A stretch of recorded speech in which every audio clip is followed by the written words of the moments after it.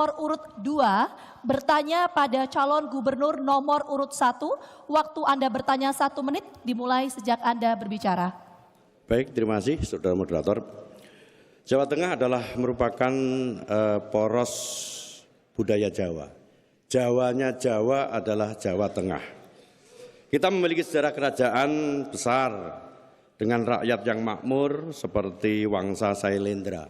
Ada kerajaan Kalingga, ada kerajaan Demak. Yang kami pertanyakan filosofi atau konsep budaya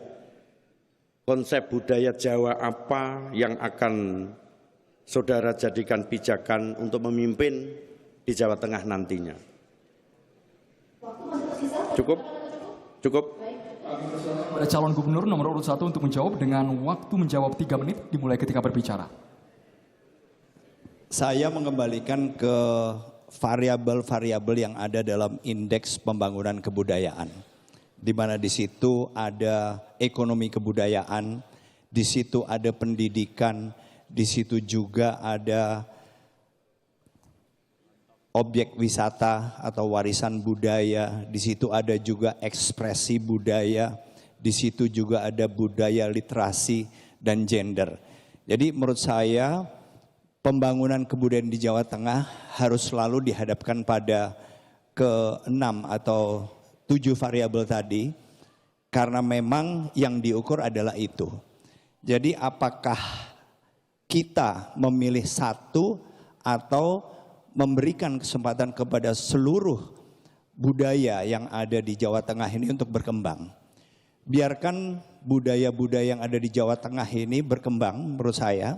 Dan justru kita harus memanfaatkan sedemikian rupa sehingga ekonomi budaya yang harusnya bisa lebih besar lagi kita dapatkan seperti yang sudah dilakukan oleh Daerah Istimewa Yogyakarta itu bisa dikapitalisasi. Karena dalam hal memanfaatkan ekonomi budaya sendiri itu tidak terlalu mudah. Seperti yang saya sebutkan tadi, misalnya kita tidak bisa sebagai pemerintah provinsi untuk mengembangkan atau mendorong agar ekonomi budaya ini berjalan dengan tenaga APBD dan energi pemerintah provinsi sendiri. Kita harus melibatkan swasta. Karena memang mereka lah yang akan bisa lebih besar lagi misalnya untuk mendorong ekonomi budaya. Kita hanya bisa membantu dalam hal regulasi. Makanya saya bolak-balik menyatakan bahwa kita harus memberikan insentif. Enggak apa-apa, mau diketawain juga enggak apa-apa. Tapi karena memang kita enggak akan punya uang itu. Pemerintah provinsi tidak akan memiliki APBD yang cukup untuk mendorong. Kita hanya bisa memberikan dorongan dalam bentuk berbagai regulasi sehingga akhirnya swasta yang akan mengembangkan. Dan ini banyak sekali bentuknya dengan berbagai macam relaksasi dan insentif, maka swasta ini akan lebih banyak bisa membangun fasilitas-fasilitas dan bahkan infrastruktur yang nggak mungkin kita bisa bangun dengan menggunakan APBD provinsi. Jadi itulah kira-kira secara umum apa yang perlu menjadi fokus. Cukup waktu habis. Baik, selanjutnya calon gubernur nomor urut 2 untuk menanggapi waktu Anda 2 menit dimulai sejak Anda berbicara. Baik, terima kasih Pak Andika. Memang kalau kebudayaan kita sudah punya Perda nomor 3 2024. Ini harus kita eksplorasi apa yang disampaikan Pak Andika. Tetapi yang kami pertanyakan adalah Jowone Jowo yang merupakan filosofi kepemimpinan kita budaya ke depan kayak apa. Mungkin tadi dalam diskusi Mas Hendi sudah menyampaikan tentang gemah ripah loh jinawi, toto tentrem kerto rahajo. Ini harus falsafah Jawa yang harus kita pundi-pundi. Di mana kita akan menjaga kondisi Jawa Tengah yang subur makmur. Seperti lagunya Kus Plus, batu tanaman pun akan jadi subur. Kemudian kita akan mewujudkan masyarakat yang tertib, tentrem, gotong royong, serta toleran sejahtera dalam segala hal. Artinya ini mempunyai filosofi bahwa jaminan keamanan ketertiban adalah merupakan prasyarat bagi pembangunan kita. Dengan aman, investor akan datang di wilayah Jawa Tengah, kemudian tenaga kerja akan muncul kembali karena kedatangan investor, maka pembangunan kita akan merata. Dan yang tidak kalah penting adalah ada lagi filosofi, ngeluruk tanpa bolo, menang tanpa ngasorake. Filosofi ini kita harus bersikap satria, artinya menyelesaikan masalah dengan bertanggung jawab untuk saling menghormati meskipun kita mempunyai suatu perbedaan.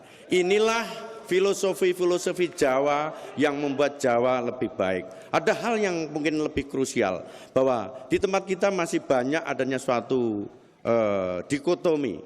Misalnya wilayah selatan dan wilayah pantai utara. Di situ ada disparitas yang perlu adanya suatu kesepakat, kesemakmuran secara bersama antara utara selatan. Itu untuk memakmurkan wilayah filosofi kita. Terima kasih.